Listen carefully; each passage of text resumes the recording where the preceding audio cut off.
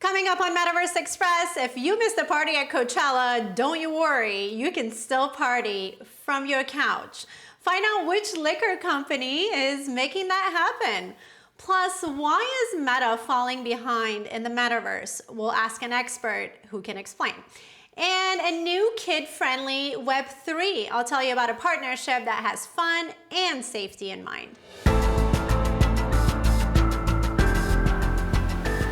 This is Metaverse Express, your world, your news. I'm your host, Mona. Thanks for joining me today, and be sure to subscribe below for your weekly news update. All right, let's get right into today's top stories.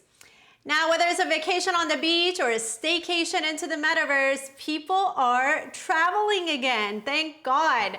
And it looks like liquor companies are following where the crowd is headed. This seems to be the case for Absolute Vodka. The liquor company recently launched a Coachella-inspired pop-up experience in Decentraland. And of course, yours truly went for a tour to check out the new AbsoluteLand. The Absolutes experience is a reimagining of its IRL Couchella activation. There's an anti-gravity dance floor that you can access via this colorful Pride tunnel, a gallery on the second floor based on Absolute's physical museum space in Stockholm, and a selfie room where you can screenshot your avatar. Now, the Absolute wearables are absolutely free, no pun intended there, in exchange for different challenges and social media posts they want you to do there.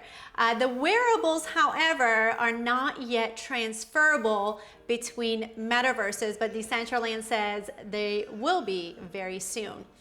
Now, in an interview with Yahoo Finance, Pernod Ricard, the North America CEO, talked about the Metaverse experience.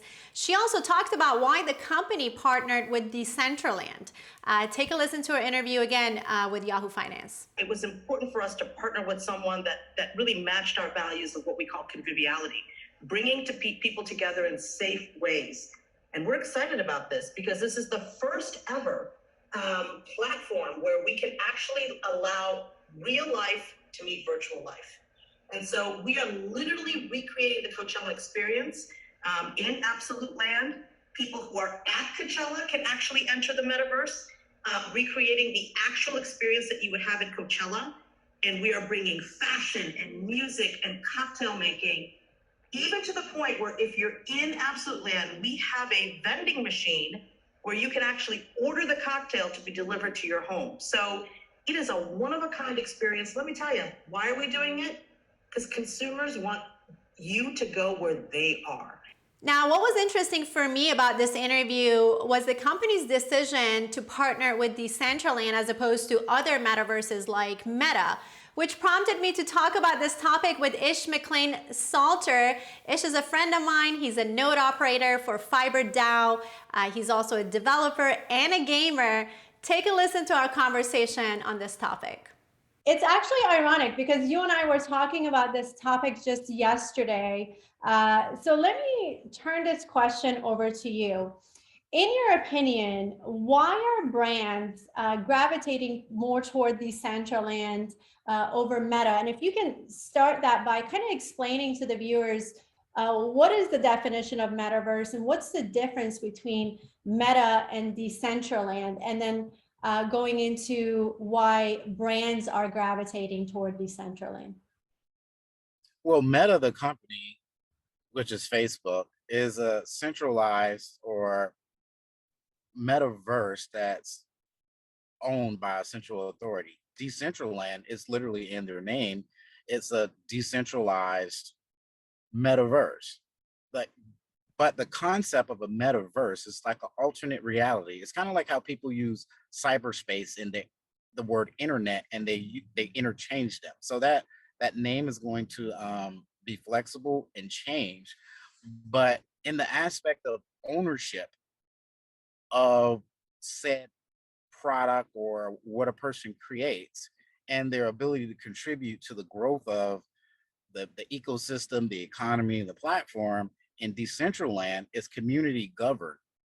It's a DAO, and there's a governance token, et cetera, So there can never really be any like singular authority that says this is the rule. The community has to decide that the rule is going to change. Whereas with Meta or Facebook, that's a centralized exchange, and they can make a decision that it affects the entire world or the entire verse without necessarily getting the approval of the community. And by the way, an Absolute representative told Forbes the company will spend nearly 80% of its media investment this year on digital. Now, two of the biggest names in entertainment are coming together to create a virtual space for kids. Fortnite developer Epic Games and Lego are partnering up to build a metaverse appropriate for kids and their families. Yes, finally. Although the details are scarce, in a press release, the companies said this: the Lego and Epic Games will combine their extensive experience to ensure that this next iteration of the internet is designed from the outset with the well-being of kids in mind. The companies went on to say their goal is first and foremost safety for children over their digital experience. I am very happy to hear brands and companies are finally taking initiative to create a safe metaverse for kids and their families. All right, that's it for your top 3 Metaverse headlines today. If you'd like to hear more from Metaverse Express, you know what to do. Please like the video, subscribe, and share, and I'll see you next week with more news in the Metaverse.